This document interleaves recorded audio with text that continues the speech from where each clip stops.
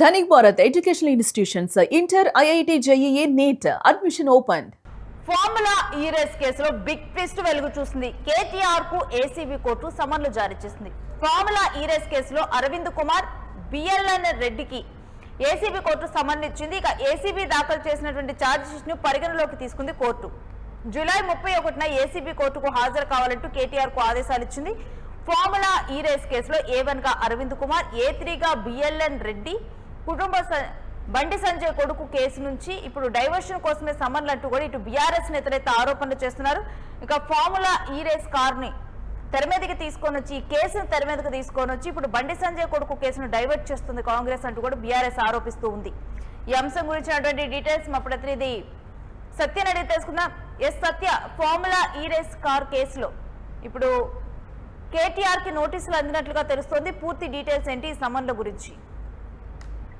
ప్రధానంగా ఈ formula case నిధుల దుర్వినియోగం కింద Telangana anti corruption bureau ACB దాఖలు చేసినటువంటి ఛార్జ్ షీట్ లో పరిగణనలో తీసుకొని కోర్టు మరి భారత రాష్ట్ర సమితి టీఆర్ఎస్ సంబంధించి ప్రెసిడెంట్ వర్కింగ్ ప్రెసిడెంట్ అయినటువంటి కేటీఆర్ కు మరోసారి ఏసీబీ కోర్టు సామాన్లు అయితే జారీ చేసిన పరిస్థితి అయితే కనబడుతుంది. అయితే ఈ సామాన్లు జారీ చేసిన తర్వాత నిమిత్తులు మరి ఎవరైతే ఉన్నారో దీనికి సంబంధించి జూలై 31 తేదీన ఏసీబీ కోర్టుకు విచారణ కోసం హాజరు కావాలని కూడా దాంట్లో పేర్కొన్నారు. అయితే A1 గా అప్పట్లో మున్సిపల్ పరిపాలనా శాఖ మాజీ ప్రత్యేక కార్యదర్శిగా అరవింద్ కుమార్, అలాగే A3 గా Hyderabad metropolitan development authority HMDA సంబంధించి మాజీ అధికారి బిఎల్ఎన్ రెడ్డి, ఈ ఇద్దరు కూడా ఉన్నారు. అయితే దాంట్లో కేటీఆర్ పాత్ర కూడా ఉంది. ఎందుకంటే ఆయన ఈ ఫార్ములా రేస్ సంబంధించి నిధులు దుర్వినియోగం చేశారు అనేది ప్రధాన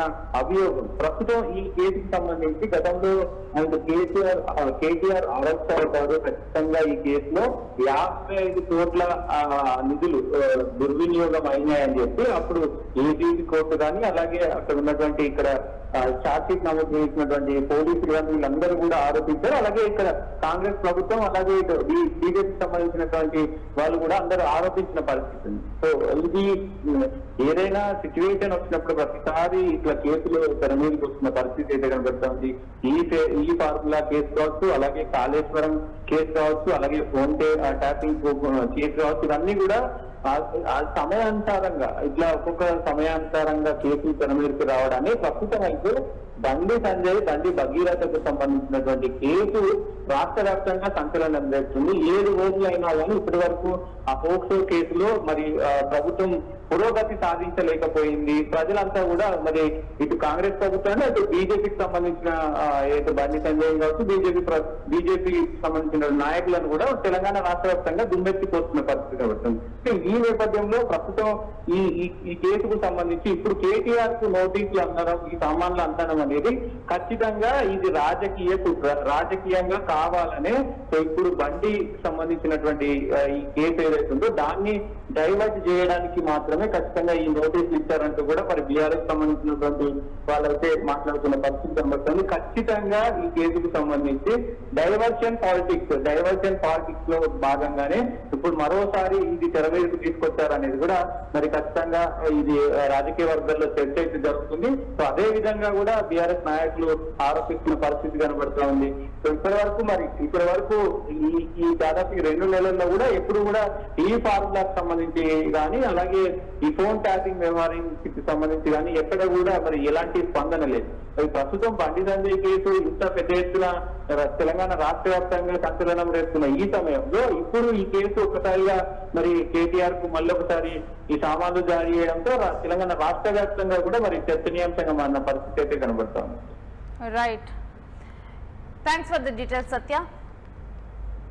ఇక ఫార్ములా ఈ రేస్ కేసులో A1 గా అరవింద్ కుమార్, A3 గా బిఎల్ఎన్ రెడ్డి ఉన్నారు. అయితే ఈ అంశంలో ఇప్పుడు కేటీఆర్ కి ఆదేశాలు అందాయి. జూలై 31న ఏసీబీ కోర్టుకు హాజరు కావాలంటూ కేటీఆర్ కి ఆదేశం అందడంతో కూడా అంటే కావాలని చెప్పి ఈ సమయంలో ఈ కేసును తెర మీదకి తీసుకొని వచ్చారు. ఇప్పుడు బండి సంజయ్ కుమారుడు భగీరథ్ కేసు ఇప్పుడు సంచలనంగా మారింది. ఇది తీవ్ర చర్చనీయాంశంగా మారింది. ఇక డైవర్ట్ చేసేందుకే ఈ ఫార్ములా రేస్ అంశాన్ని తెర మీదకి తీసుకొని వచ్చారంటూ ఇప్పుడు బీఆర్ఎస్ ఆరోపిస్తూ ఉంది.